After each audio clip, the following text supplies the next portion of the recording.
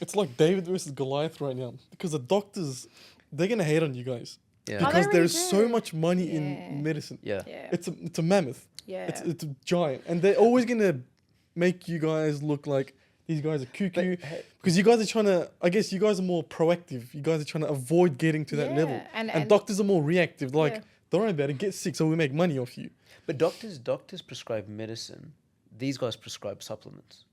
And I want to say something about And that. so you do get kickbacks out of supplements. 100%. And so let me Oh, here we go. elaborate This on is- that. this Don't worry. interesting That's now. what I'm saying, because I'm stuck in this, right? So my kids go to both conventional and naturopaths. Oh, so I see They're fancy. No, we're very fancy. So I Mashallah. see both sides. I'm like, you're both making money off my back right now. Yeah, okay. One's selling me that this is going to be holistic and long term, and one's selling me a linear band-aid solution. Yeah, but I wait take a minute. both. Everything has a fee in this world, right? No one does anything for free. Yeah. And I think doctors deserve to get a kickback from the job that they do, and so do naturopaths. But it's undisclosed, right? So as a financial services Oh, but provider, we don't get commission. if for, I sell a product that I earn a Okay, commission so- for, there's a nice big disclaimer that comes so in we that don't says, get "Hey, that. Though. I We will." don't have that kickback. So let me tell you. So whilst the drug. I find that hard to believe. Well, let me tell you. I mean, I've been in the industry for 14 years. I'm happy to be completely open to you. So yes, we purchase supplements wholesale and we sell them at their retail price, and we will make $5, $10, $15 off the sale of a product. And a doctor, very similarly, will make X amount of commission from this, and they have targets that they need to reach. And again, I know because I have friends in the industry and I have industry knowledge, right? But this is the predicament, and this is the problem here. Number one, where you need to draw the line, and this is why intellect is important for a Muslim. This is why the Muslim has to be the constructive critic, right? For you to be able to go, well, did the naturopath sell you $700 worth of products and tell you your cancer will be cured in 7 days? Well, you're an idiot for believing that. And it's not the naturopath's fault. Good on him.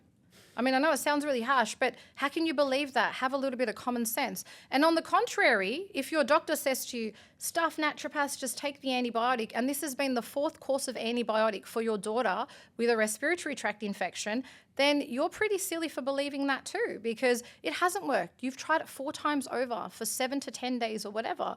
So I think don't be concerned with the kickbacks and the money. Why do you even care about how much money a doctor or a naturopath makes? You be concerned with when you receive that information, does it align with you or not? And if it doesn't, let it go. You're not obliged to see me or pay me for my services. Neither are you obliged to see a GP and pay them for their services. And so I think that the topic should not be what are the kickbacks, how much money do they make? The topic should be, am I getting value for am I getting value for this investment? Because it is an investment into your daughter or your son's health. And so, you know, and again, you need to be completely a grounded and intellectually capable parent to be able to go. And I always encourage thought for everyone to kind of go, question everyone, question authority too, right? I'll give you a very personal example. You know, when you go and have an experience with a doctor or a naturopath, your job is to kind of go, you're prescribing me that, but can you tell me what the side effects are? Or really understanding how does it even work? Because some medication, like even antipyretics, like fever suppressant medication, we don't know how it works. We know it suppresses your fever. We don't know how it works. We don't know what genes it turns on and off. We don't know the long-term ramifications because there are no long-term studies done on that, because no one's going to bloody spend money proving to you a drug doesn't work long-term. That's not where the money is. And so whilst I understand as concerned parents, you can be worried about what are the financial benefits. In my opinion, if I take my child to a good practitioner, quite frankly, it doesn't matter too much to me what the fee is. What matters to me is, are they a good practitioner? Is this making sense to me? Is it aligned with my lifestyle and my philosophy?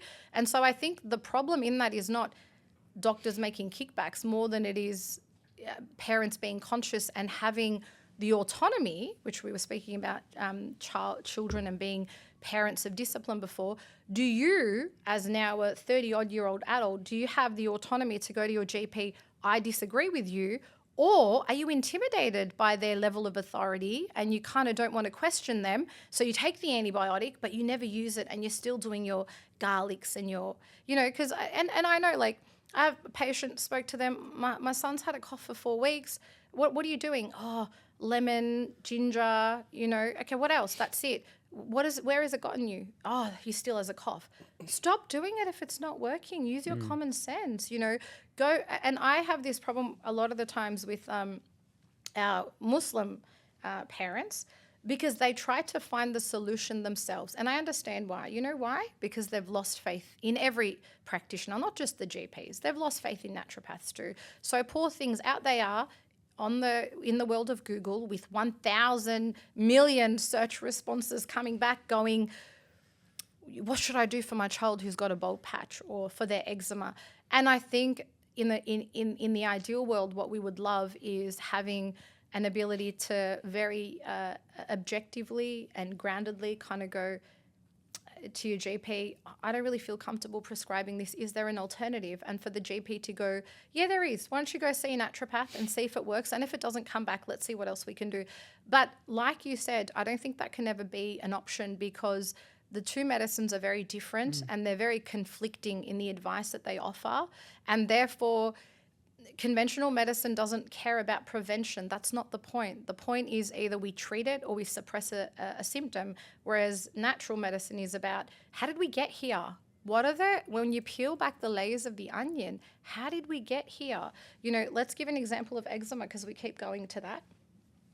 When you look at the studies, and we are not pseudoscientific. I am trained, I'm a scientist. I understand how to read a piece of literature that I download from the internet that is 700 pages long. I know how to critically evaluate that piece of literature. So when a child comes to me with eczema, and I take their case history, which you will never do if you're a GP. You're just like, you got eczema? Let's try some topical corticosteroids. Might be a skin test and see if there's some staph infection. Staph is naturally found on the skin anyway, so I don't know why we waste money going down that pathway anyway.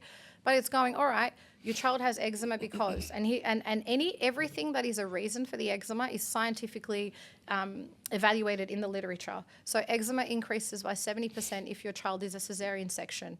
Why? Because they miss out on their mother's microbiome. So their first exposure of bacteria is in fact when they come out of the birthing canal. So if a baby is born not out of the birthing canal, it means they have no bacteria when they're completely sterile when they're in the earth, come to earth side.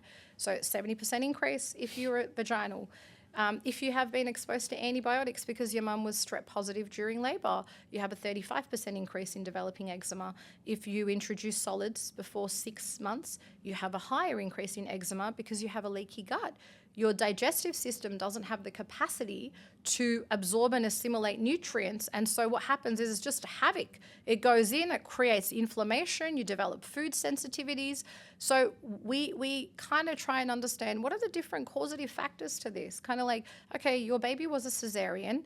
Also, you had antibiotic exposure. And again, though, guys, I want you to understand it's not to... the whole idea is to bring awareness to the topic. It's not to criticize the parent for having a cesarean because there was no other alternative, because it was an emergency cesarean. It's not to criticize the use of the antibiotic. If you don't have antibiotic when you're getting cut up in half, you've got risk of infection. Had to be used. So it's not to say, why did you use that antibiotic when you were having a cesarean? It's just to say, we're just bringing awareness to certain topics to understand, oh, that's why my child possibly has eczema. And then to kind of go, perhaps if I want to conceive again, I'm going to try and regulate my hormones, do a bit of detoxing before I conceive so that my chances of having a natural vaginal delivery are increased, So it's really about, in natural medicine, peeling the layers of the onion and trying to understand all the contributing factors and therefore addressing every layer of that. So it's the microbiome because of the antibiotics, so we need to treat that. They introduce food too early, we need to seal the gut up. There's a lot of inflammation. And you know how we were speaking about before, age-appropriate introduction of discipline or requests for our children? In the same way, you can't introduce food at 4 months, which, mind you, the Royal Children's Hospital, everyone advocates and endorses introduction of solids very early. So the science says you should, but when you look at the scientific literature, there's actually no proper evidence as to how it's safe, let alone it's unsafe, because why does the Quran in Surah Baqarah encourage women to breastfeed according to the Islamic calendar, which is about 20 odd days shorter than the Gregorian, and we are on the Gregorian calendar? We breastfeed for 2 years because it takes 2 years to establish the immune system of the child. And that's why breastfed children have better immune systems than non-breastfed children. And again, not to criticize a mother who was not able to breastfeed. It is just bringing awareness to the whys. We're just dotting the I's and crossing the T's and kind of going, then we need to literally dismantle the system and remantle it holistically so that when you are having labor for the first time and you're scared as hell and your labor's taken 15 hours and all you're hearing is the nurses going, oh my God, and you're scared, cortisol's up, breast milk production goes down. The baby latches on or doesn't, and then just give them formula, just give them formula. Even in our culture, this is common. Formula will never replace breast milk. Formula is evil. Did you see what's in formula? The first ingredient after whey protein or milk powder is glucose. Dextrose, which is an artificial sugar. So the vast majority of where we've put our trust, and this is why parents are now kind of retracting and going, I'll do my own research. I understand that. Because the formulas, you look at them and they're by Nestle and they're funded by pharmaceutical companies. They have a vested interest. And that's why no one says to you, if you want your child to have a good, strong immune system, the first thing you want to do is a vaginal labor. The second thing you want to do is to breastfeed as long as possible. Islamically, when the teeth start to come through is when digestion is ready. And so it requires so much educating and so much unlearning and relearning for the parent to kind of go, wow, I thought formula's okay. Who cares if I give them formula or not? It's just a different type of milk.